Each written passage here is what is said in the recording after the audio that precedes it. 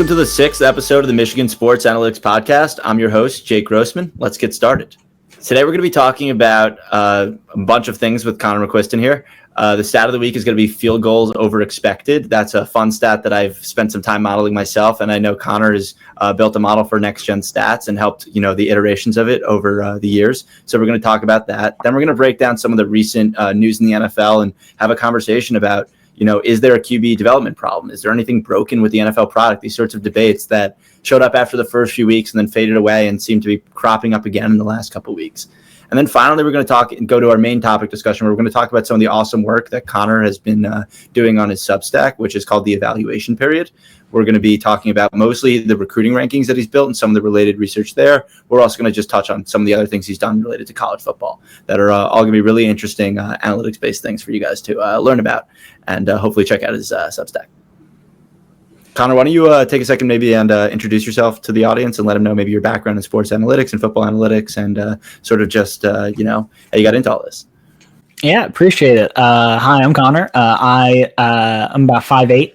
I went to the University of Michigan. I did not overlap with Jake, unfortunately, but I was a member of the Michigan Football Analytics Society, which Jake is so great with. I was the co-director when fellow members and fellow podcast people, Tej, Seth, Joey DeKreski, and Arjun Menon, when they were all in the club, I was co-director, and they all kind of came under me and after me. And since then, I've kind of been all over the place. While I was at Michigan, I did some work with the team, the football team, that is. I interned at PFF for about a year. I interned with the Arizona Cardinals for a training camp. I was at Next Gen Stats for a little under 2 years, and right now I'm currently an associate data scientist at PrizePicks, working on their football stuff, as you can imagine. No, that's awesome stuff. And yeah, the MFans is obviously the source of this podcast. This is to those who don't know, and the listeners and maybe didn't catch our first episode, this is a podcast that exists out of the Michigan Football Analytics Society that Conor and the many people he just mentioned helped build into what it is today, and have just really provided such a great groundwork for us to just build off of. So we we all really appreciate everything you did with the club and all of that. And then you have obviously have a very varied background in terms of the different things that you've done. Is there any particular experience that you feel like was your sort of maybe it's like picking your favorite child? Was there any experience that was particularly awesome that you just kind of interning with the Cardinals was great. That was a lot of fun, kind of being in an NFL building and seeing how that works. I was also at the Hula Bowl, which is one of the college all-star games. I was their director of analytics, I think was my title. I made graphs, which I was told would be printed in color, but they ended up being printed in black and white. So that was a lot of fun. But yeah, working with the Cardinals. They may or may not have been red and green colored beforehand. And they were still legible, but they were just a lot worse. That was a very interesting experience. But my work intern with the Cardinals obviously was fantastic, and my last gig at Next Gen, I had a lot of fun. Spent a lot of time there. You get to work with all this data and build out a bunch of stuff, and that's really interesting to me. And PrizePicks is great now, so I can't say anything bad about anywhere I worked. No, that's besides the time I spent with Tej. No, I was gonna ask, was a lot of the work that you ended up doing at Next Gen, was it kind of fun, in the build up to sort of NFL Pro, knowing you guys were putting all that together and a lot of the work you guys were doing was going to be going into that? Pro, not to get too inside baseball, but Pro was actually in development for a while, and by the time I first got there in October 22, most of Pro was already done. But just because different priorities in the NFL they kind of shifted around. And as we were finishing it up last offseason, I actually wasn't working on it a ton. But all the other stats and things, and stats and models, and all the things you see on Prime Vision, most of the things you see on Prime Vision, that was a great time to work on. Yeah, and you had meetings with Tony Romo, that was pretty cool. No, that's sick. And I feel like, Prime Vision, at least for me, has become the only way I watch Thursday Night Football. I really just appreciate one being able to watch the all 22 because I feel like it's just like I mean I would watch every game in all 22. Like some people complain about it. Like I said, like some people I watch with they're like, why are you putting that on? Like I hate watching the game this way. And it's like, no, I think this is like just kind of like you actually can see what's going on like at a base level. You're not just watching like some of the offensive linemen and the quarterback drop back, and then it's kind of a mystery as to what happens when he releases the ball and it's going downfield. And that's exciting in some ways for the viewer, but I don't know. I kind of enjoy being able to watch the full sort of 22 players. I guess is kind of the idea. My minor complaint with all 22 is that the players tend to be like really small. So then, that can be kind of annoying. But if they just put the camera behind the quarterback during the all 22, that would be really sick. And just so the viewers know something specific I did on Prime Vision, when a receiver is open, a green orb will pop up underneath them. And they call that prime targets. I made the logic behind what is defined as a prime target or not. Funny thing about that, they call it machine learning, and you hear on the broadcast they'll say and like little things they'll say it's machine learning, whatever. It's an if statement. It's not at all. Yeah, that's great. No, I didn't know that. I didn't know you were the one who was behind that one. I feel like that, like the one that identify like the pass rushers, and that one now that they have the coverage identification thing, like the model, it was cool how they were showing how that works throughout the play last time. Like I think it's really just sort of really neat to watch all those sorts of things and think about like, is this? It just sort of changes the way you watch football, and like I don't know if I would want to watch every all 256 like that if I'm being honest. Like I don't. Yeah. Or however many games it is now. I think that's 273, I believe. Right. Yeah, my numbers are no longer right. The 70th game, but no, I am. I was gonna say like I don't know if I want to watch every game that way, but I do think it's just like a super fun experience, and I like look forward to watching every Thursday Night Football that way because it's just different and all those sorts of bells and whistles as you worked on yourself. I think just really add to that experience. Yeah, and the really impressive thing about Thursday Night Football and the product they put together is that the models themselves are interesting, and and the deep learning prime target is the best thing ever. But the really impressive thing is that they're able to process all of this data live during a game, and you see it and. You might not have noticed this, but the Prime Vision is actually on a couple second delay from the main feed, but just so they can have all of that. But the fact that they only need 2-3 seconds to process all of this data live while the game's going on that's incredible. We kind of at the end of I do a lot of stuff at the combine, a lot of the stats and kind of the speeds and stuff you see at the combine. I kind of led that charge, and we could do some of those things live, but it's a huge effort. And the fact they pulled off in every stadium is crazy.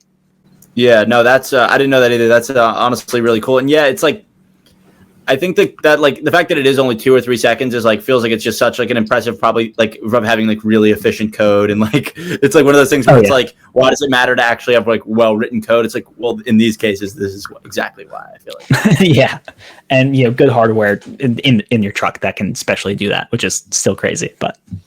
No, absolutely. Yeah, that gets me back into like what was the book like Flash Boys or whatever when it's like the I think that's like the Michael Lewis book what it had to do with like the speed of market making traders and how they sort of did that and like it was like the speed of the trade with like in terms of like everything like honestly like came down to most of like how you made your money was just being able to do it fast. But I haven't I read that book probably whenever that came out, so that's 10 years ago or whatever that was. Great system we got that's how people make money. Yeah, I don't know if I feel like it's a whole other podcast if there's a commentary. Yeah. Trust me, I think we both have some things to say there, but that'll be on the chaperone cut of the podcast. Yeah, exactly. I think this is a good time for us to transition into our stat of the week. So we're going to be talking about field goals over expected. Before we even jump into anything about the model, and any of the changes that happened to it, why don't you just like on a base level explain what this is to our audience? Yeah, so this is one of the 3 big things I worked on in Next Gen. The other 2 things being I worked a lot with the combine tracking data.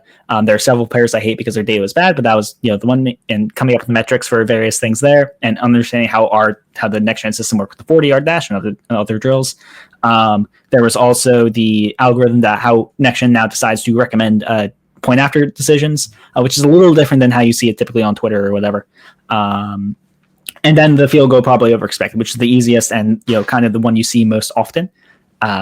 So field goals over expected or field goal probability, which is how I tend to think of it more often, is just how likely this kicker is to make this kick. It's a pretty, like, if you want to make a really simple, easy, really, pretty good model, you can just throw in how many yards away the kick, like the yard line, and then just throw in the logistic direction, yards from goal, and whether or not they make the field goal, and like that's it. But that misses out on some complexities. Notably, like, okay, are they in a dome? Are there some other things going on here? And notably, the big thing that misses is who the kicker is, because we know that there are differences in kickers. And there's been a couple between last year's model and this year's model is that inclusion of individual kicker ability, right? Yeah. So the big thing that Next Gen's prior field goal model did, and I think most public models are this way as well, where they don't actually consider the kicker, just because that gets tricky with small sample sizes. And there's not a obvious, elegant way to go about it. And frankly, the research that has been done on kicker quality by Timo Risky at PFF has a great article about this, where basically, like, most kickers are the same except a couple at either extremes. So for most kickers, you're going to be pretty okay just ignoring it. But over a long term, you do see some separation with Justin Tucker and other basically kickers who have been in the league forever. They're in the league forever because they're good. So you do see some separation there, but you don't really see that in the middle tier of kickers. So Next Gen previously did not have anything. They said, okay, how likely is this kick for a kicker? Versus now the model is, how likely is this kick for this kicker? And that's kind of the big difference. Would you say that, like, the difference, like, is, like, more pronounced when you're looking at, like, kicks over 50 yards? Because that's sort of where we get into the idea where it's no longer, like, this aspect of, like, there's a lot of variance going on in kicker quality, as you mentioned, but at a certain point, we also reach the limit of what is this human capable of doing? And so some of these guys just don't actually have that huge of legs. They're really in the league because they're just nails from inside 50.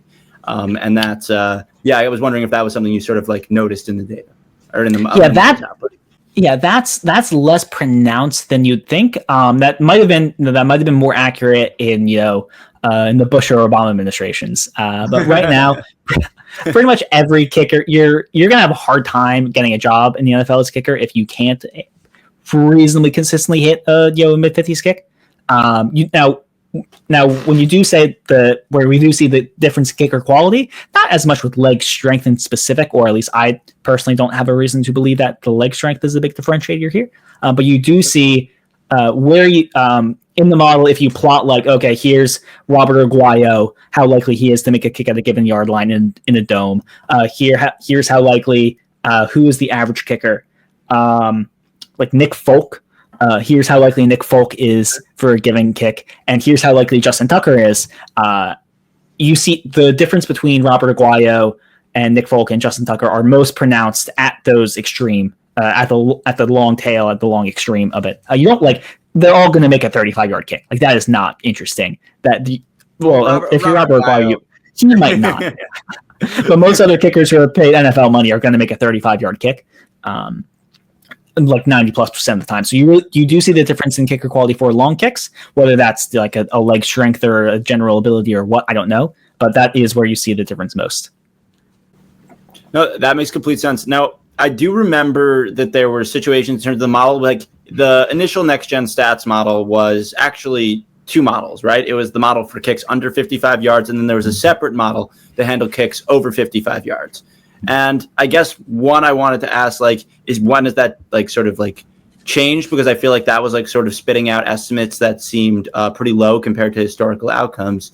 And then I guess the second piece of that I'm sort of wondering is, like, how that relates to the, like, sort of difficulty in modeling something where even if you're, like, where it's, like, sort of like trying to model the weather and whether or not it'll rain, where, like, you might be just more correct by just saying it's not going to rain or he's going to make the kick than you would by actually sort of trying to mix and match with any of the sort of features. Yeah. So in terms of having two different models for shorter kicks and longer kicks, yes, I have one question. Yeah. So we'll go point by point. So for the first one, that might have been the case before I got there, but by the time I got there at Next Gen in October 2022, by that point there was a model. Very technically it was an ensemble of two models, but it's not at one number. for the whole thing, and it didn't. And the process by which that number came was the same for all distances. That might have been the case at one point, but even that iteration of the model, which was ensembled and was the same process, that still was low on long kicks. Now, why that is the case, that's kind of the result of multiple decisions in the modeling process. So, namely, as we were building the model, and we had a lot of discussions. This is a team, so I'm going to say I for the sake of it, but it's a collaborative effort. I wrote the code and I got the data, but it was a collaborative for decisions behind the model and how it happened. So really, while we're making this model, whenever you're making a model in general, you do have to keep in mind what the point of the model is for. So the point of the model for us was to put stuff on TV, It'll be nice to be able to evaluate kickers by a strong line set, and that can lead to other interesting things. But at the end of the day, Next Gen Stats exists as a means to make content for the NFL and get on TV. That's the raison d'être, to my French. But so while we're internally you have different. How can I put this? Basically, there's different levels of buy-in with different networks to get stuff on TV. So, and the easiest way to kind of burn that buy-in, because people everyone thinks it's really cool. They can latch on to if they see something and they say something, you give them the number that says, "Oh, look, you're right," and here's a number we can put to it. They love that, and they'll get on TV and they'll talk about it, and it'll be great, and everyone's happy. Now, if you give them something and they think, well, that's stupid, you're wrong, then you're toast. So that's a really fine, and that's a really tricky thing. Whereas if I'm just on my Twitter account putting out a graph, and I get someone saying, you're an idiot, I'm going to be cool, I'm just going to block them or ignore them or whatever. That's a totally, right. They're probably right. It's a miracle I've done anything wrong in my life. But, no, so they could be right, they could be wrong, but I'm just going to ignore that because I'm the main character on my Twitter account. But that's not a consideration. That's a Next Gen Stats has a different set of considerations. So with Next Gen, we put certain constraints on this problem. Number one, it had to. The biggest flaw and biggest feedback we got from networks, who were the main people we're interested in giving these numbers to. Teams are going to get it. I don't know if teams use it. Some teams have their internal models. Other teams don't care. There are some teams that use it probably. But really, we are mainly worried about getting this number to broadcast, giving it so it gets on TV. So we had three qualifications while we were making this model. One, we wanted to adjust for the kicker quality because the previous model didn't do that, as we've already talked about. Two, we wanted it to be smooth. And this sounds we wanted the probabilities to be smooth with respect to the yard line. This sounds a little bit weird if you're not, super in the weeds of modeling stuff very often. But there are certain modeling architectures, such as an XGBoost or different tree-based models, where what the model is essentially doing, it's bucketing based on variables, and given the variable, it's classifying okay, this has an 8. Given that it is more than past the 40-yard line and the wind is above 8 and it's in a dome, that means you have an 86% chance or something. Just an example. But as a result of that, it doesn't get very smooth. You get kind of these drop-offs, and eventually you reach a point where it's it's above 50. That means it's just 8% chance between 51 and 84. And we wanted these to be smooth because the way we presented it, the folks on broadcast teams were able to kind of see the whole distance at every yard line, and it would look odd to them if it just kind of leveled off at a point or it was kind of jaggedy. So we wanted it to be smooth. And the other thing with how we presented it was we went out to kind of an extended length, out to the 70, out to a 70-yard kick. Now the thing about 70-yard kicks is that in the entire Next Gen Stats era, there had been one attempt of 70 plus yards. I think it was exactly 70. It was week 17, 2020, I think, Broncos Raiders in Mile High at the end of the first half, when the Broncos and Raiders were both out of playoff contention. They just said, screw it, let's just try it, and it got blocked. So one other low. That's exactly, yeah. So so teams don't try 70-yard kicks. The one time they did try, it was the lowest stakes possible, with literally no one in the fans watching and very few people at home watching. For a coaching staff who was about to be fired and another coaching staff who was going to be fired. I don't remember which was who was the coach of either team, but they're going to be gone soon. So they don't do it. They don't try it. Teams don't try it because they think they can't make it. When they have tried it, it hasn't worked ever. It's never even been particularly close. So if, as next gen stats, if we say to the broadcasters, hey, here's our new fancy field goal model, it does the things you want for, but also it says there's a 15% chance a given kicker can make a 7-yard kick. That doesn't work. That kind of like that causes some issues. That's when we get into they're going to find that number unfathomable. Yeah, they're going to be like, no, this is wrong.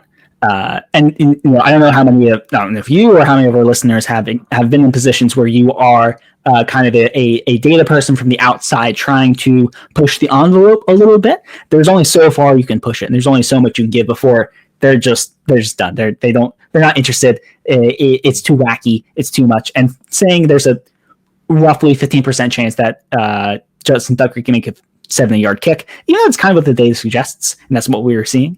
They don't like that. So I was gonna say this that kind of gets at like something that I sort of started thinking about when you were talking about that, which is like, would it be interesting to sort of express like these the probability as some sort of like range of probability where you're sort of capturing like that, but like it's like also like which number to put on TV then? Yeah, exactly. It's exactly that. Yeah. So basically, like we have these 3 constraints. We have to include we have to differentiate by kicker, even if it's not a lot. We have to have it smooth by yard line, and we can't say we said more than 5% 70-yard. We thought people would be understanding, like, okay, there's a 5% chance, but the numbers aren't going to be exact, so 5% is fine. And the issues you run into with that is that given constraints, constraint 1, kicker quality, that's not too difficult. There's a bunch of ways to do that, and we can get into it if you want. But 2 and 3, those kind of get at odds with each other a little bit, because to be smooth, you kind of have to do a logistic regression. Now, as I said earlier, with like the problem of field goals, it's mostly yard line and kind of sort of some other stuff. The other big thing is like how high up the stadium is. So like a long kick at Mile High is easier than a long kick in New Orleans. I did transform some of the variables from altitude to like the fraction, like how much weaker gravity is that altitude, just to justify my physics degree. But altitude would work fine. But so the point, like it didn't happen. But I did microseconds to the model's time to run for your own. Exactly. Yeah. It doesn't.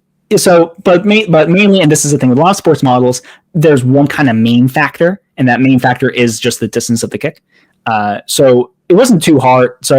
It wasn't too hard to make it smooth, and logistic regression actually a really defensible thing, because it's not a super complicated system. There's not a whole, like, there is a lot going on, but not from a modeling perspective, not that much. So you can throw a relatively simple logistic regression at it, but then logistic regression, this is actually like a point of tension between some members of the team, where you can get a good logistic regression that's like really, really accurate.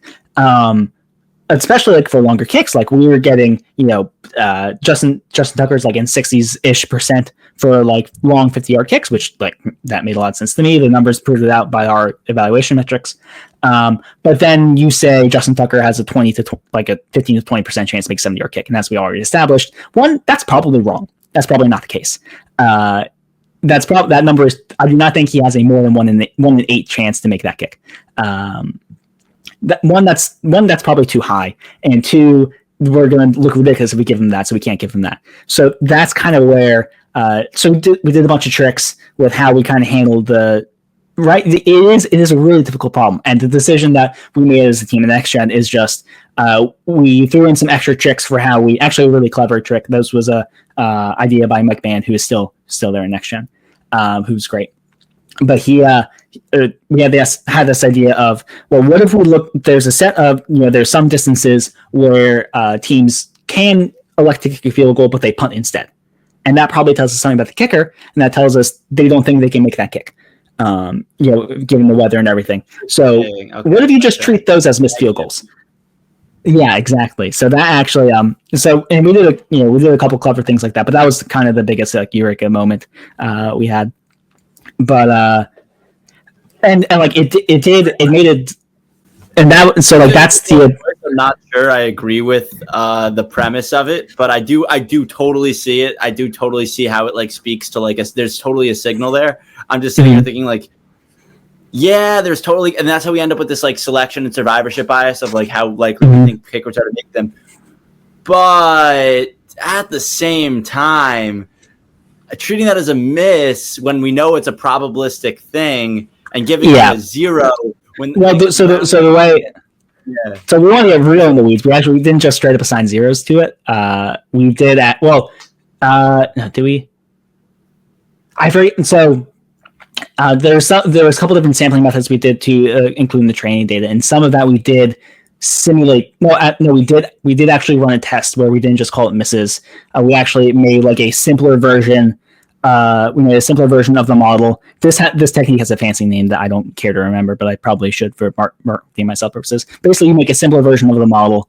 You then fit that on this like synthetic data, which is essentially what treating these punts and misses are, and then you get a probability, and then you just like simulate like, okay, this kick has if you've seen the John Boyce video where he talks about Barry Bonds without a bat.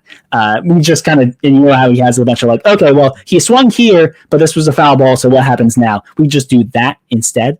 So you get some makes and some misses. On balance, more misses, I believe. I can't remember if we did that for the punts as misses or a different thing, because there's a couple of different like synthetic things we put in there.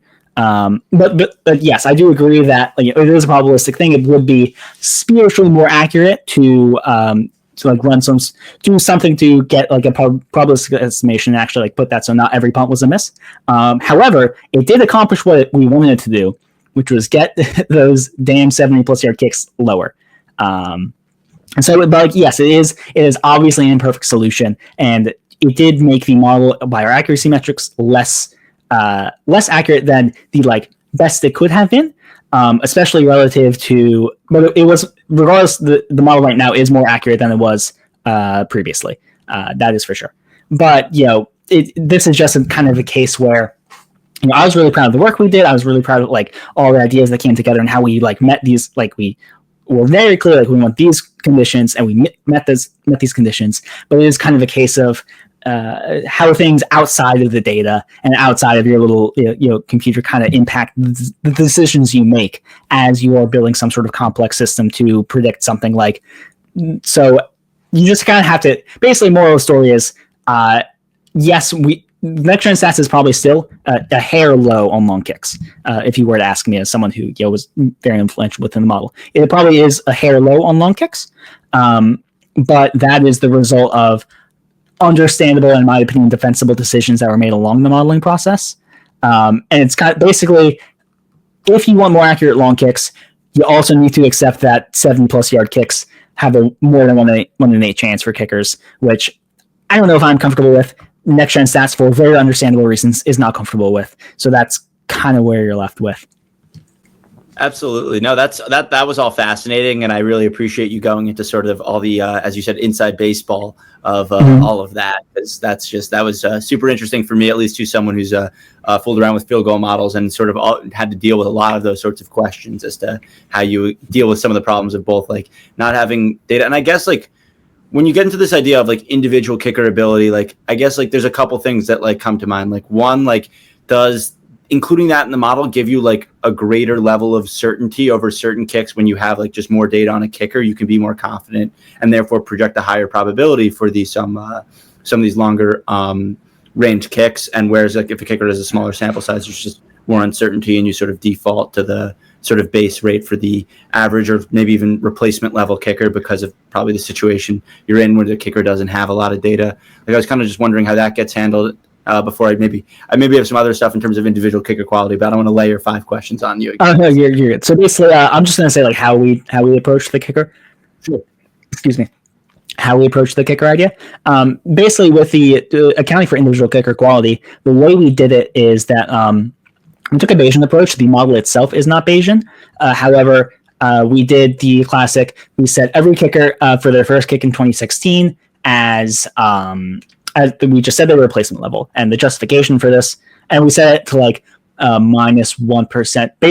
Basically, when you take a step back, when you want to account for individuals within the model like this, you kind of have two options. One, you have a number or a set of numbers which describes the individual, or two, you have the individual themselves hard coded into the model. And there are different cases where like this is important or not. Like if you're studying teachers in a school over a couple of years and the teachers don't really change, like maybe you just want to have Mr. Smith or Mrs. Johnson like as a variable in your model. But with things like NFL kickers where there's a high turnover rate and there's a huge difference in sample sizes, that's not the approach we took. So the approach we took was the latter approach, was to just like have a number to describe the kickers, and the numbers we had was a field goal probably over expected. The way we got that number was we have yeah, exactly. The names were terrible, but basically we had a simpler kicker agnostic model. So like that model was just like yard line altitude. This makes sense. This is exactly how I was doing it. So I definitely, this makes complete sense to me, because that's the only way to really do it, is the only way to get a baseline for a kicker is to have a separate model that does that for the kicker. So no, this is it's kind of the only logical way to go about it, or at least that occurred to me when I was doing this, whatever that was, like I think a year ago now. Wow. And like for the record, we're not geniuses. This is not like a new idea. No. It's the only way that like it made like sense. I just remember. Sorry, I was just remembering back on that experience. Oh, you're fine. No, like so you did it. I did it. Timo over at PFF did it. Ryan Brew, who he had last week, and he in his analytics had some humility, which used to be like one huge paper with like 8 different things, and it was massive. But yeah, he's like separated individual parts of it out. He actually has a thing for that. He made his own field goal probably model, and he does basically the same thing.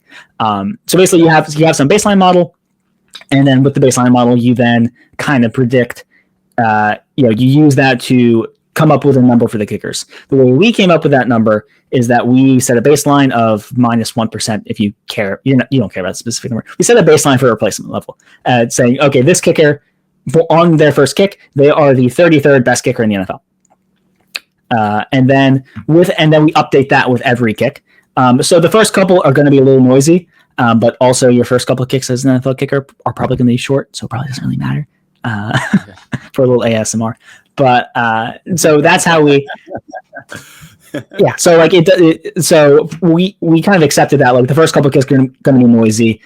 Also, the differences aren't that great, so that's a trade we're willing to make. So we have this number. We then iterate after every kick, and I think extra points. I'm not positive about that. It escapes me at the moment, but we iterate that over every kick. So basically, we have some number. It's a classic Bayesian problem. We have a prior, we have a posterior, we have number 1, we have number 2. We mush them together, and then we get number 3. And number 3 is what we do moving forward. And that's how you adjust for individual kickers, and then we use that as a feature in the kicker specific model, which is what you see on TV, and what feeds into all their like win probability models and stuff, or the fourth down model. Yeah, so I guess like that makes sense. I guess like in terms of like accounting for like league quality, in terms of just the fact that kicker ability keeps going up, is that sort of how you guys are accounting for that, because it just sort of is captured in the kickers themselves that the quality of the kickers keeps improving, or is it something that you sort of built into the model of an expectation that they will continue to sort of get better each year? So that's tricky. So it is kind of implicit. So the training data we had at the time was 2016 to 2023, because that's how long Next Gen Stats was around at the time.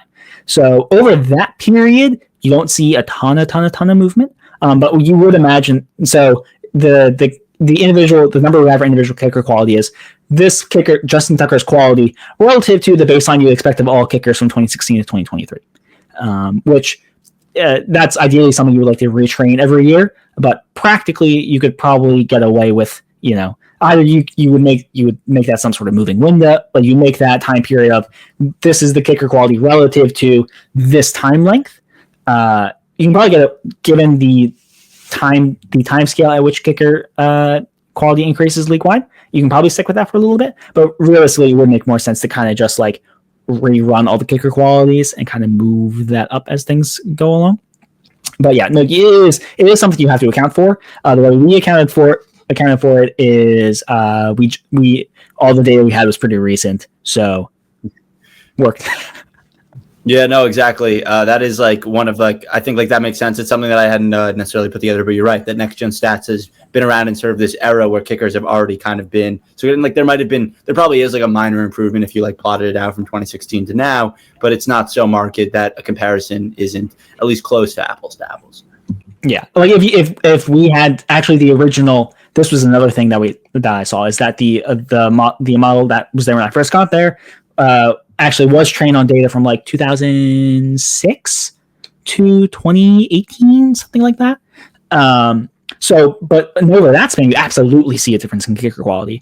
But so that's like a 12-year span. That's huge. But versus that's 3 presidents. But versus like what we had at the time. It's just not as much of a big of a deal. But moving forward, as next gen states continues to exist, hopefully, you would want to probably move that window forward with time.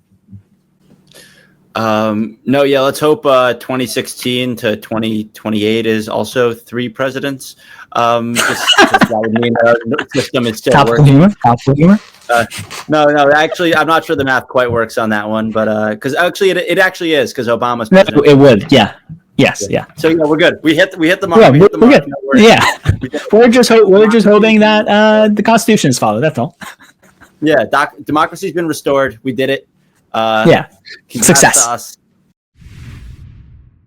All right, now into some recent news. I know this is something that you've been interested in, and you wrote a whole sort of analysis of the Anthony Richardson situation. I believe that may have actually been before he was benched. It was just sort of looking at just sort of like what was going on with him and how he'd been playing. And it ended up obviously proving to be a very topical thing. But then I think more broadly, there's just been a lot of conversation about offense in the NFL, the quality of the product and quarterback development. And I feel like there's just, there's a lot of discourse on this. But it's still like, I think there is somewhat of a conversation to be had here. Maybe our conclusion will be that this is just a pointless conversation by people bored that, like as I think as our mutual friend Tasia tweeted today, just like people being upset that the music and TV and movies aren't as good as they were when they were 13. But I don't know. What are your thoughts on all of this? Yeah, actually, I do think that is funny. Where the comparison's like, oh, you're telling me music is as good when you were in high school? That's crazy. That's super cool. Right. But actually, the NFL had kind of a dead ball era in like the mid-late 90s to like early to like when Sean Alexander was on the Madden cover. So I do think scoring is still up from then. I would love to look. The analytics people don't look at the 90s enough. That's what I'm always saying. Constantly. If you see me in the streets. Our data cutoff is 99, so we all but like we don't have play-by-play data, but we have like wider scale like the league level data. But regardless of my soapbox, that's why that is. I yeah. But there's some people who are really good at it, but yeah, I don't. But about the product, I think the product's fine. All of America is still watching. I can tell you from the NFL metrics that I saw, like. Football's fine. If the product is bad, people are loving that slop. I think the product's fine. I think just people like to complain about things. Yeah, we did immediately just come off of a era in which Tom Brady and Peyton Manning and Drew Brees and Matt Ryan and like a bunch of these like high to mid level quarterbacks were just really good. And right now, wow. Yeah. Oh, well, yeah. Sorry, I forgot about him and his bajillion kids. No. I'm just messing around. Yeah, but yeah, I think it's just a little bit of a cohort thing that people like to complain about it. But in terms of the QB development problem aspect of it, the Anthony Richardson thing, for the listeners who are very rude and don't slavishly read all of my blog posts, basically, I looked at Anthony Richardson before the week before the Texans game, which he completed 10 passes. Basically, and if you kind of plot out his EPA per dropback, and I do a little padding thing where you can kind of project it forward, he was about on par with Will Levis at the same point in his career. And I'm like, hey, maybe we should be we should be concerned just because he is inaccurate. He was the most inaccurate quarterback in the NFL. The scouting report on him coming out of college was that he was super inaccurate. In high school, he was pretty inaccurate. He hasn't played any games ever, really. And because he is inaccurate and because he's such a great athlete, kind of the way he plays you expect a higher injury probability, not because he runs more, but because he is so inaccurate and he has such a cannon. The way you make an efficient offense out of an Anthony Richardson, an efficient passing game out of an Anthony Richardson-led offense is that you have him throw the ball real far, because he's really good at that. And if you throw the ball real far, you have to hold on to the ball for a while. You hold on to the ball for a while, you're just more likely to get sacked, even if you're really good at avoiding sacks, which he was pretty good at, I guess. But you're just letting yourself get hit in the pocket more, and that's where we know injuries happen most often. So there are reasons to be concerned. And then he had the stinker against the Texans where he completed a third of his passes and he took himself out of the game. And then they benched him, which I was surprised by. I thought that was a little quick. What did you think of it? Yeah, I don't think that happens without him taking himself out of the game. And it didn't seem like the players on the team, my initial response was, oh, maybe he just lost the locker room. Like everyone really, and that's one of those things that I try to at least defer a little bit to the football people on, because I've just haven't been in an NFL locker room, right? So I can't speak for that. But then you see the quotes from guys like Q, who are just confused, just as confused as the rest of us. And it's wait, okay, what's going on here? This is just why are we? Although his center did come out the week after the game and say we had to have a talk with him, and that was, to me, that was pretty startling. Fair. That's good. I didn't see that, to be fair. Okay, that's notable. But even that, it's I don't know. I feel like that's a classic example of just something that can be learned from and pointed out as a rookie, not a rookie mistake, but this guy is basically a rookie, so it's fine to say that. It didn't need to be this whole thing. And then the benching, I wouldn't say floored me, because it'd been we've seen things like it before, and the Bryce Young benching had happened this year. So I guess maybe that left everyone a little desensitized to how crazy this is. But he really is. He has no sample size. There's no player who needs live reps more than Anthony Richardson. So that's what drove me nuts, because it's if your plan is to not just trade the guy and just move on, and also just the situation is just it seems is Steichen's job in jeopardy? And if it is, how is Steichen's job in jeopardy? And then if he's going to do this because his job in jeopardy, how do you not just fire him then? It's one of those things where it's what's the issue? From an ownership perspective, this strikes me as Irsay's fault more than anyone's, because there just has to be some sort of miscommunication to even lead to this course of outcomes. Yeah, what's the Dostoevsky quote? Every happy family is the same, but every unhappy family is unhappy in a unique way. I feel that way about football teams. Every good organization just has good quarterbacks, or Mike Tomlin. And every bad one is unique in his own madness. But I actually looked when you said he has no live game reps. I think part of that is because he's been injured a lot, and that's inherently an issue within itself. The big thing I took away from those with the Cardinals is people just don't care about injuries enough. So that is a big thing. But the other, I did look at historically, just a couple of quarterbacks I thought off the top of my head who I thought were benched pretty quickly, and then compare that to Anthony Richardson. And Bryce Young had 18, 19 games. The late Dwayne Haskins had 14. Trey Lance had 4, but Trey Lance got hurt, and then Brock Purdy happened. Basically bad first round quarterbacks seem to get somewhere between a little more than a year if you're Bryce Young, historically bad, or Dwayne Haskins, and you're also basically, unless you were Josh Rosen, Dwayne Haskins, Bryce Young, you get about a year and a half. But most of the time you get a year and a half, 2 years at least in the modern NFL, if you're bad and they move on quick. Kenny Pickett got about a year and a half, 2 years. Zach Wilson accidentally got 3.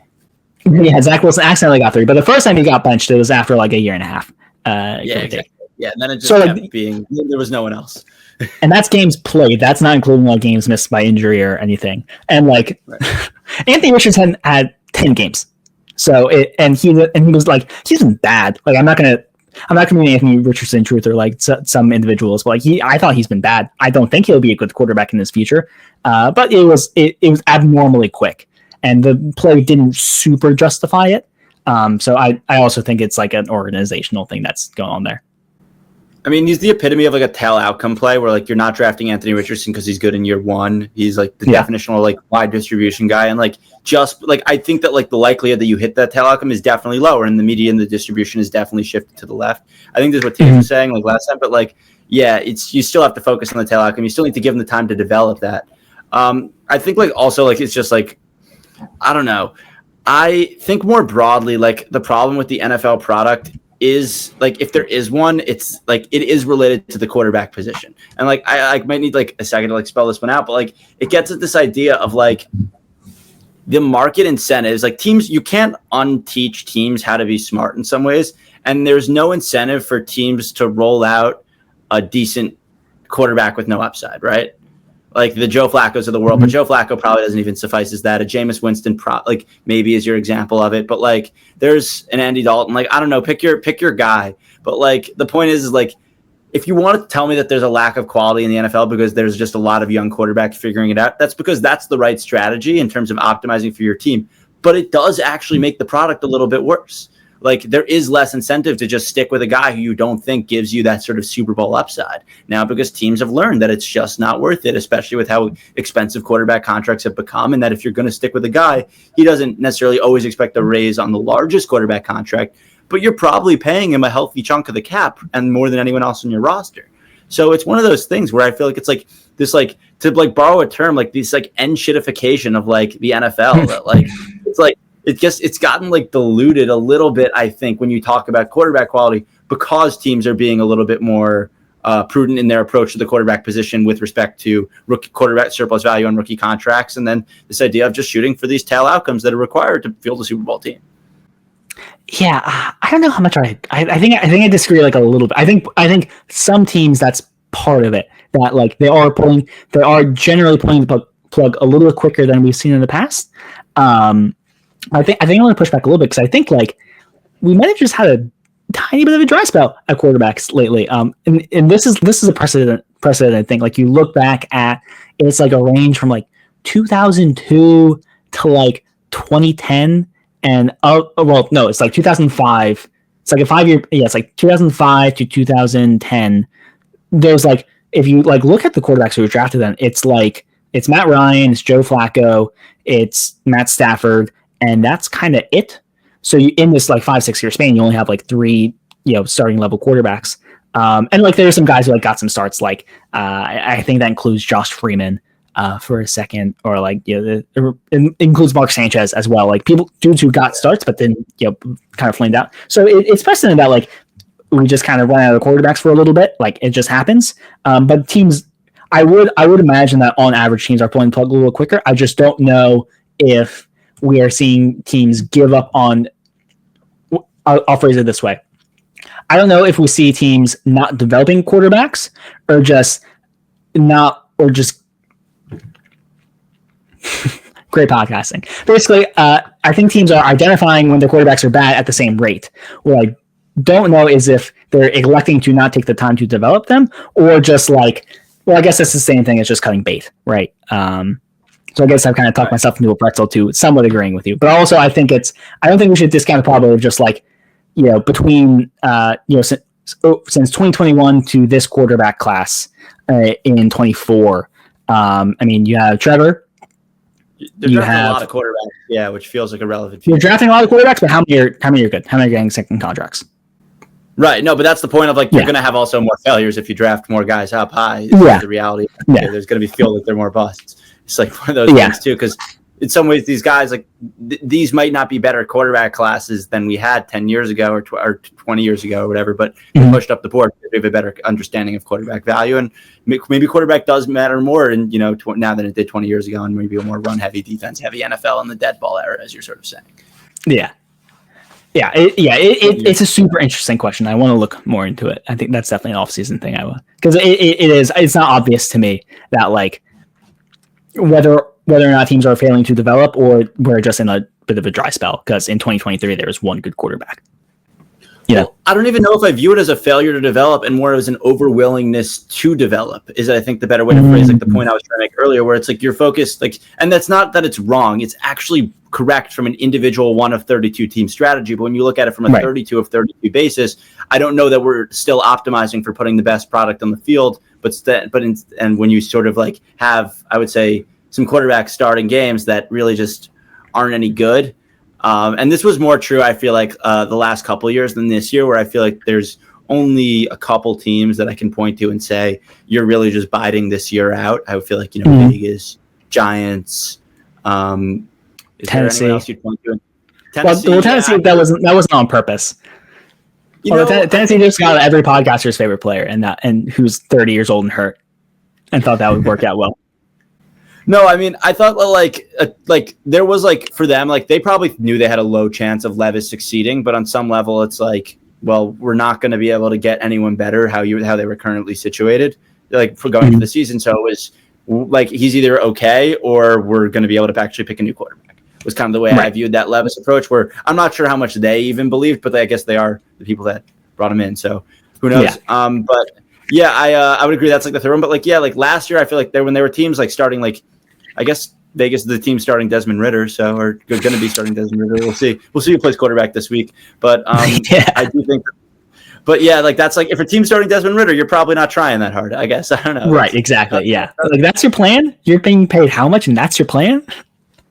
But enough of that for more. The roster of players in a weak division, and you're starting Desmond Ridder. It just kind of doesn't strike me as like you're not even optimizing for development because like how much really percentage chance does this guy have of like getting you anywhere? Like I feel like your chances of just doing something this year with a reasonably competent quarterback that might be available in free agency, that it just strikes me as a better approach. But it also is like I guess it's like easier said than done to just sign one of these like Dalton line level guys and say like slightly below Dalton line level guys and just say like, okay, yeah, we're going to roll with that for a year. Cause that also frankly is not helping you optimize for future Super Bowl probability. No, not at all. I would never make that choice as a team, but as a fan of the product, I want something to incentivize teams to make those choices, I guess. Yeah, exactly. Yeah. No, I mean, I'm right there with you. All right. I think this is a good time for us to pivot into our main topic conversation. We're going to be talking about Conor's recruiting rankings. These have been a really interesting addition to my weekly reading. So yeah, before, instead of me sort of summarizing what went into them, why don't you just sort of maybe explain what these rankings are and what sort of motivated you to even create your own ranking system? Yeah. So for the listeners, sports analytics is a niche. College football is a niche, and these niches do not overlap very often. So just for the audience, the way around signing day, which this year is early December, typically it's in February, but it's been moving around. The NCAA calendar is a mess, and college coaches hate it, and that's why there's so many retiring. But basically, around signing day, and you see like, oh, Alabama has 10 5-stars. And then you see rankings, they rank them like 1 to 25. You say, oh, Alabama or Georgia has the number one class the last like 8 years or something stupid like that. The way they do that, so there's two main recruiting outlets you should really care about. There are others, but they're worse, to be very blunt, and they're not going to listen to this. So there is On3 and there is 247 Sports. 247 Sports is more established. It's been around longer. If you see anything about recruiting, it's going to be from 247 Sports. Like a couple of years ago, when Quinn Ewers was coming out of high school, it was established that Quinn Ewers was like the perfect, like the number one, like he had a perfect 1.000 rating, which like no one else had, which was a bit misleading for reasons we won't get into. But basically, when these services, when they rank teams, what they do is you have a list of players, and all the players have ratings, which all these places they employ scouts. The scouts come up with the ratings, and then they actually do look at the across the industry, and they come up with a weighted average to get like an industry rating. On 3, I know it's like 40%. Like they rate themselves in 247 equally, and then ESPN and Rivals a little lower. I don't know what 247 does. I'm sure they do something similar. They might rate themselves a little higher than On3 because why wouldn't you? But that's basically what that choice. Yeah, that's basically On3 might rate themselves like 5% more than 247 or something. But that's how these things work. And then so you have this group of players, and you have their individual ratings, and you find some way to smush them into a single number. What 247 is they call it Gaussian. I don't know what that means in this context, because what they do is basically they apply a weight to every player, and they add them all up, and they add them all up in such a manner that your highest rated player is worth more than every other player. And again, it's a really steep curve. I wrote about it in the initial blog post where I started these rankings, but basically in like a 2023, where Ryan Williams was the number one recruit in America, freshman receiver at Alabama, he had like 90 something, like a really high rating. He was worth in their system like 20 something points and a 4-star edge who isn't going to play. I don't think he's played this year. But like, he was a top 10 edge, a good high school recruit, bar none, going to be a contributor. He would hope if he's rated highly. And he was like worth either 3 or 8. But basically Ryan Williams was several multiples more important. 247 is saying Ryan Williams is multiple more it's like 3 to 8 times more important than this 4-star edges to your program's future and to this class in specific, which I don't know, man. That seems like I can see an argument for your most important, your best player in your class is more important than like your nth player in your class. But that seems like a really stark drop off. He was like the 10th best player in the class or something. Right. Versus On3 does something a little similar. They're more opaque with how they do it, but I know with how I do it, my numbers are really similar to theirs. So I think they kind of do a similar thing. But yeah. So basically, I saw that in the methodology. It's like, I feel like that makes sense. You're like going through, you're like, we have very similar numbers. They probably just like did this small thing differently. Like you almost want to mess around with it to try to see what they reverse engineer their secret sauce. Yeah. So like with what I have, like our ranking, like the actual like ordinal ranking is like almost identical, and like the numbers are also really close. What I do is I take the top. So the decision you're making when you're making these rankings is like one, classes are of varying sizes. So how do you account for that? So like Colorado right now has like 11 high school commitments, and Syracuse has 29. So you can't just so if you just say, oh, well, I'll just add up all their ratings, then Syracuse is going to have the number 6 class in the nation. And Syracuse does not have the 6th best class in the nation. And Colorado is going to have like the worst. And that's probably a bit harsh to Colorado. So you have to make a decision of like, okay, so how am I going to account for these different class sizes? And am I going to think the best player is more important than the 15th best player? So what I do is I don't weight the players differently, but I only look at your top 20 players. And if you have less than 20 players, I say so to go with Colorado example, Colorado only has 10 commitments. So I assume they're going to get 10 walk-on caliber players. And the walk-on caliber players is like a low tier 3-star, basically. Oh, I assume you all know this, but basically with recruiting rankings with individual players, they rated from 1 to 5 stars. But actually it's 3 to 5 stars because no one gets lower than a 3-star if you're rated at all. Because why else would we use a 5-point scale for only 3 points? No, right. That's the only way it makes sense. Is only 3 points in a 5-point scale. Of course. What else would we do? I'm confused. Yeah, were you an idiot? So yeah, like I guess I was curious, like is what like led that sort of methodological choice to not weight amongst the within even that top 20? Like, did you feel like it was something that if you like, and I don't think you went back and like sort of like did like a sort of like analysis where you're like, oh, if I like messed around with the different weights and saw what would have like a better sort of translation to like on the field production down the road or like anything like that at a team level, like I don't think that would be probably too fruitful because it would be too noisy. So I guess like what did you sort of come up with for like your basis as going with the equal weighting as opposed to, I think it was, you said 247 who does a Gaussian weighting. Yeah, for the audience on the Gaussian thing, because it bugs the hell out of me. They call it Gaussian. So Gaussian is a curve, right? Like that's a probability distribution. So to apply, so like if I have like X and I get a value, and that is a clearly descending thing, but I'm not like pulling from a distribution, and it's not like normally distributed. Like it's not like all players have like 5, but some have 3 and some have 7. Like it drives me bonkers. I don't know what it means, and I don't think they really do either. But well, basically, the reason I did not want to weight by player rank, it seems, what they're weighting by, it's not obvious to. Well, it leads to a couple of decisions. One, depth is important. Like if we look at who's had, like if we look at like Indiana, Indiana has had a bunch of offensive line injuries this year. That's probably really bad because Indiana has there's they're probably still going to make the playoff, and they're probably still going to, they're going to lose in the first round, I think, but they'll still probably make the playoff. But it'll look a lot different if they have a healthy offensive line versus Alabama, who can lose an offensive lineman because they have like 800 of them, right? So that's part of it. I wanted to capture the depth aspect of it, which weighting by rank doesn't do that as much. And you're like 15th, 16th, 17th, 18th, 19th, 20th player. Those are going to be depth guys in most classes. And also, like, it's not obvious, and like there wasn't a good way for me to, because I made this pretty quickly over like a day or two. So I didn't have a good. I didn't have like anything to base off this. The way the rankings are made, everything I had said very thoughtfully about the field goal model earlier. None of this applies here. This is very vibesy. Absolutely none of it.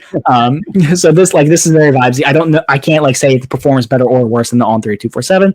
I couldn't come up with an easy way to like weight it properly, and I'm also not convinced that because like you have to then say your best player is better than your third player, and I don't think that it necessarily holds all the time because recruiting.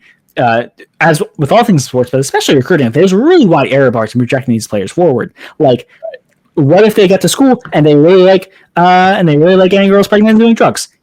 Like what happens then?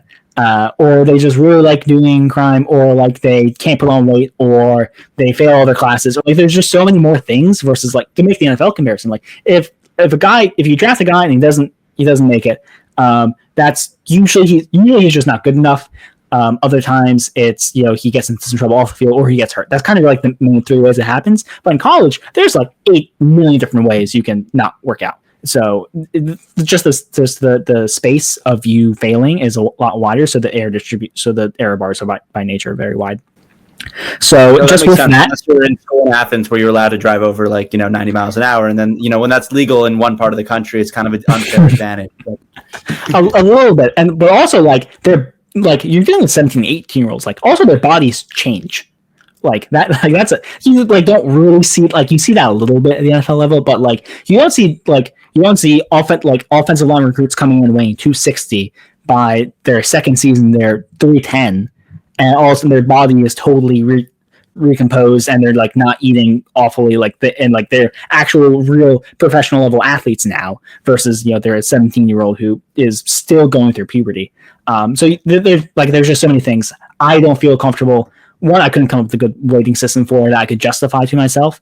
So that's number one and like the main reason. The second reason is because the error bars are so wide, I don't think it makes a ton of sense necessarily, especially like between the higher levels of the class. So like say there is going to be a difference there. And also it doesn't make sense to me. Like if I have like one really good player and then a bunch of bad players, just like take an extreme. Like if I have the number one recruit in the nation and then a bunch of walk-ons or walk-on caliber dudes, or I have three mid-level 4-stars and then a bunch of walk-on dudes, a weighting system will probably favor the one with the 5-star, depending on how you do it.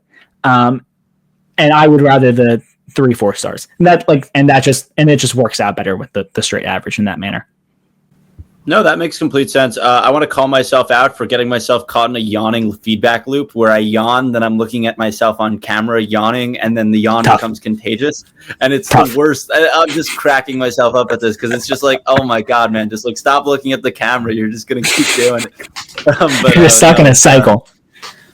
No, exactly. It's like this is the worst feedback loop. Like this is just not great for me. But no, so that explains sort of like, I guess, like how your rankings differ from others. Can you explain like I saw you have like sort of like there's like a downgrade or also based on class size though? Like I remember that was something like in the initial version you published, you weren't sure how you were going to handle, and then you sort of just posted an update, and you posted an update soon after, sort of explaining that you were going to be penalizing that way. Can you just maybe go into that for a second? Yeah, so that's just with the class size thing before, because recruiting classes are really different sizes. And actually, Oregon's a good example of this. Oregon only has like 15 recruits, and On 3 and 247 have them as like a top 5 class. I have them at like 11 or 12, I think. And so the way I approached this before is that I didn't like I just said, okay, I take your top 20, and if you have less than 20, I just take the average of the players you have, and that kind of ends up biasing towards smaller classes, because if you have a small but really good class, like if you only have 3 5-stars, you're going to be shit. That's great for you. And you're going to be really high. And that's not, again, with the depth issue that is kind of in the back of my head this whole time. I'm not super comfortable with that. So the downgrade is a little harsh to put it, but it's effectively what it is. That is what I said earlier with like kind of padding with walk-on level players. Basically, the implicit assumption I'm making with these rankings, which whenever you're doing any sort of methodological thing or making a model, it's always good to keep in mind the implicit assumptions you're making. And sometimes it's helpful to just like write them out mathematically if you're one of those types. I'm usually not. But basically, what I'm assuming is if you have 17 recruits, I assume you are not going to just bring in only 17 new high school or JUCO players into your program. With transfer portal, it gets a little iffy, and this is actually something I've thought about and don't really know how to consider, because like Colorado only has 10 recruits, but they're going to bring in a bunch of transfers if Deion stays, which who knows. Which I don't know where he could go if he left, but regardless. So basically, if you have a smaller class, you'll probably bring more transfers, and that makes things a little more iffy. But to kind of square the circle, what I did, that's what I mentioned earlier with if you have less than 20 recruits, I assume you have that many more walk-ons to get you to 20. So if you have 17 recruits, I assume you'll get 3 walk-ons and bring that into your program just for like scout team players, depth, emergency tackles, and quarterbacks and whatnot. And that kind of implicit in that like effectively is a downgrade. That says if you have a really good, really small class, you're going to have to fill. Yes, you're going to add a bunch of really good, talented players, but you're going to have to fill kind of the gaps in your roster with some lesser caliber players. I call them walk-ons. They're like low tier 3-stars. Assuming that like if you're Oregon, like your walk-ons are not going to be like UMass's walk-ons or whatever. Right. So that's kind of like how the downgrade sort of works. Basically, I assume you need to fill in, like you need this many guys, so you're going to just get some people who aren't as good, and that's who I'm pretending is in your recruiting class, and then I take the average. No, that makes sense. That makes sense. And like, other than Oregon, who you mentioned like shows up a little bit lower for you because of this methodological choice, is there anyone who you like notice is showing up like maybe higher for you, or another team that you know it's just you have a big gap for some of these other rankings? I'm really low on Florida State. I am super low on Florida State, which they deserve it in my opinion. But I have them as like the 30th or 40th. Like Florida State and Florida, I'm really low on. I think I have Florida as having the second worst class in the SEC, only after Vandy, who has 8 commits. Wow. Apparently. I almost wonder if that's a data issue, because I don't know if they have a Vandy right here. But basically, the ones that come to mind, which I'm like particularly low on, that's places with small classes. So that's Oregon, Michigan, not as much anymore because they've gotten some more kids as of late. Florida State, Florida, Colorado. I used to have Colorado as like the 3rd worst class in the country because they only had like 8 kids. But they've turned that around a little bit. I don't think I'm particularly high on anybody. I think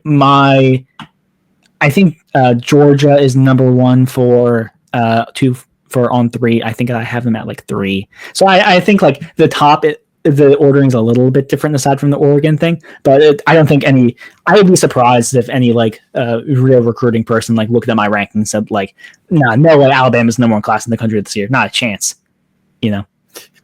Right. And that's just, and as you said, because the uncertainty bars are wide, it's one of those things where having that level of confidence about that is probably a sign of maybe not thinking about it as critically as one should be, or being as open to being maybe an overconfidence might be the better way to phrase it. Yeah, exactly. And like I can understand if you're like that, if like you are actually grinding all the high school tape and you're going to all these camps and you're talking to the kids and you're seeing their parents and all that, like then that may be a little different. But I'm not doing all that. I have very little interest in grinding high school tape.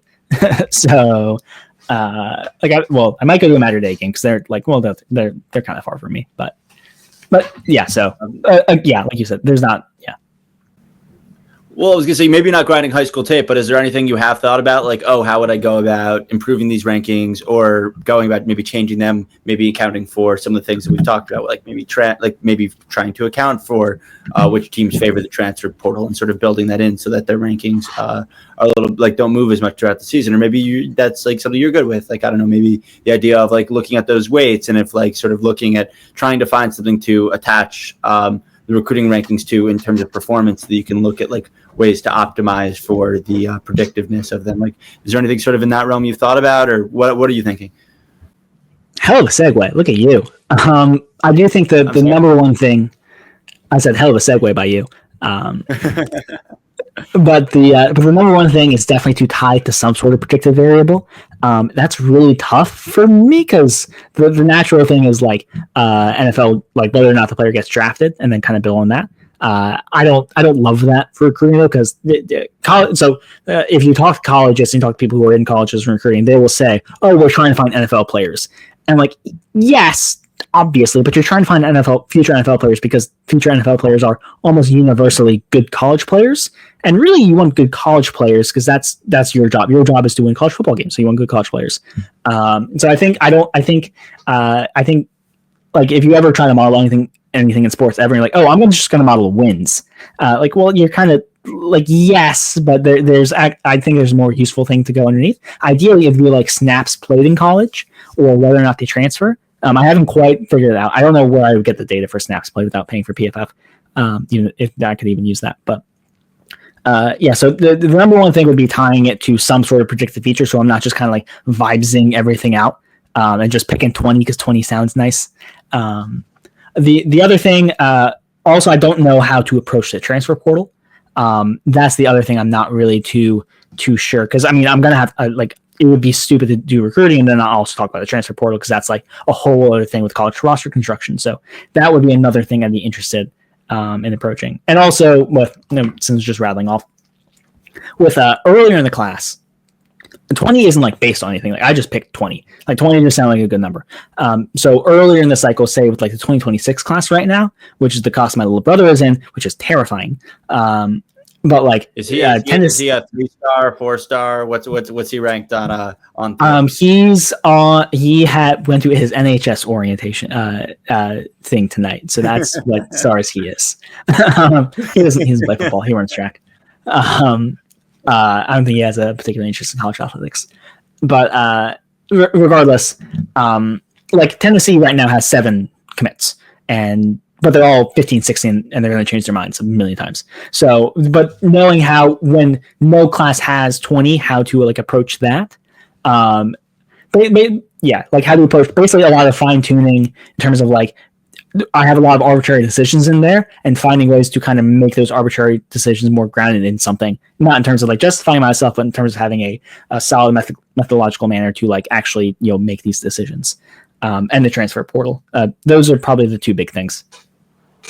No, that makes sense. Do you have like any variable there for Michigan's number just to account for the fact that they have Conor Stallions down coaching like Bryce, or is that like one of those things where it's like we'll wait till he seals the deal? We don't need a Conor Stallions variable in the rank. That's actually really I would be really interested to know if they think him being there helps.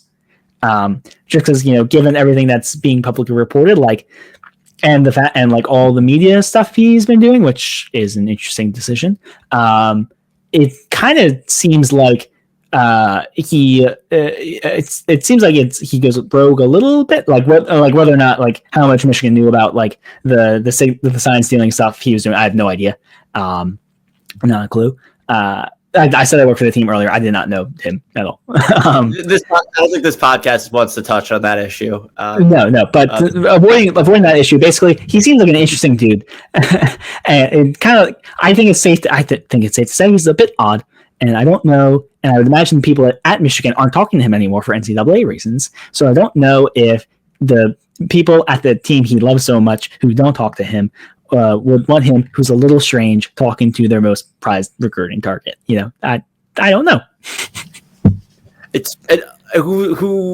can't imagine how LSU feels about it. LSU probably doesn't mind because they probably think it'll scare him off. They might take a guess.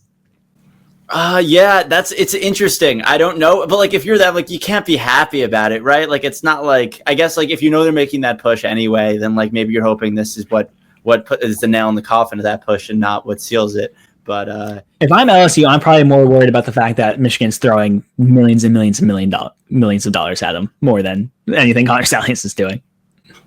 That's a very good take.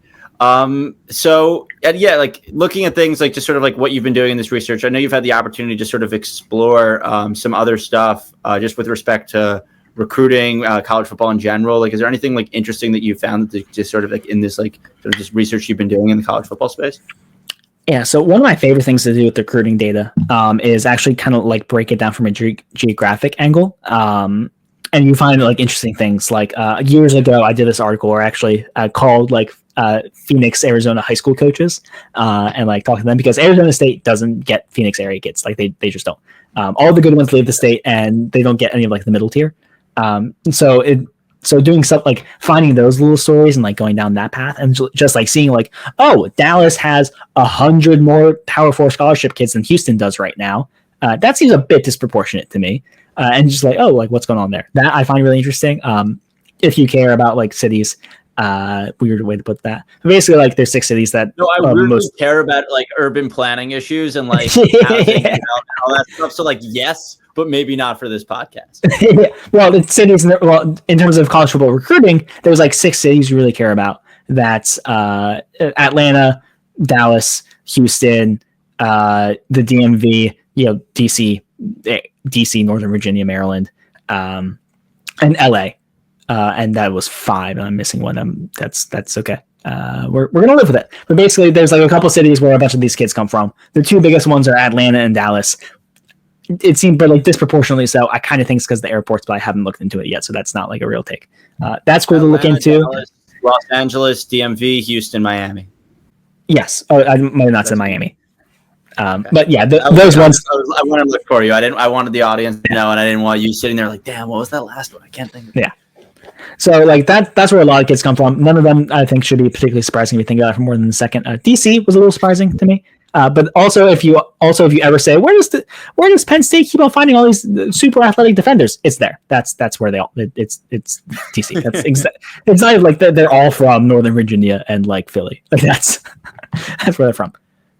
But it makes sense. It's a very populated area of the country. To be fair, it's like especially just when you think about longer term migration trends that belie a lot of the stuff. But yeah, but so yeah, that I find that really interesting. I actually have been with the college football playoff kind of kicking in a high gear now. I've been making little simulations of the brackets, just like when you see like the NFL playoff picture, kind of like the equivalent.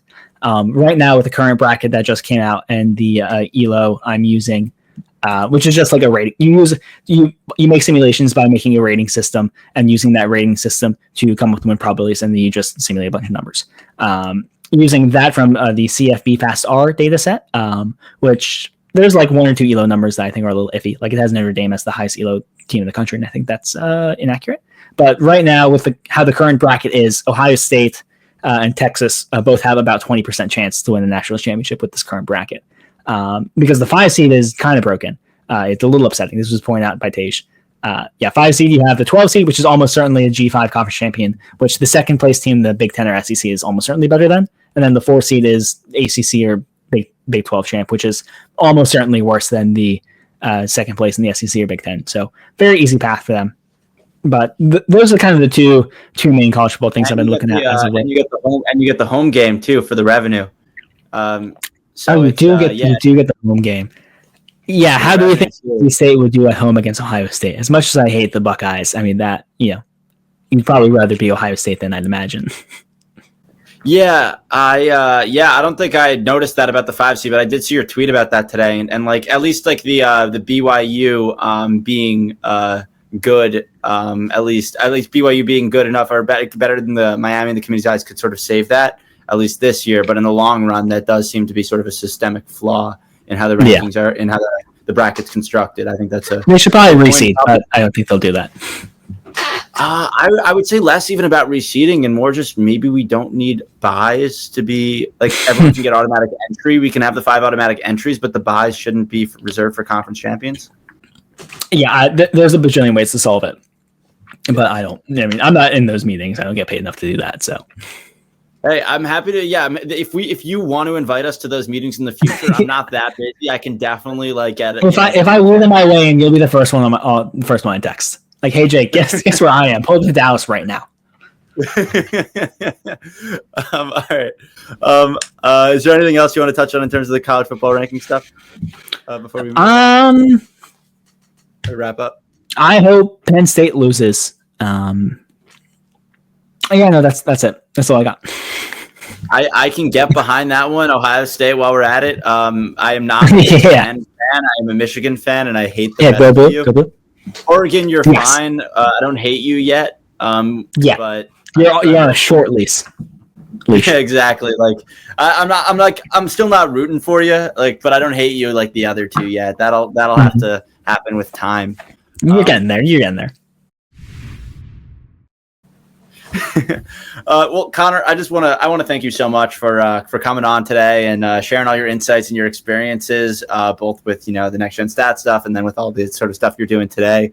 I know we've been talking about the evaluation period stuff, Substack throughout the entire time. Is there anything else you want to sort of promote or anything before we sign off here? Yeah, you can find the evaluation period at evaluationperiod.info. I was pretty proud of that URL. You can follow me on Twitter at ConorMCQ5. I also recently got a Blue Sky, where you can find me at ConorMCQ5 whatever the Blue Sky thing is. So, yeah, also my first name is spelled Conor if you're trying to search for me. So yeah, that's an important one. I've made that error with him before. Yeah, no, that's awesome. All right, then. Thank you so much. Thank you everyone for listening. This has been the Michigan Sports Analytics Podcast, and we will see you next week. Yeah. See ya.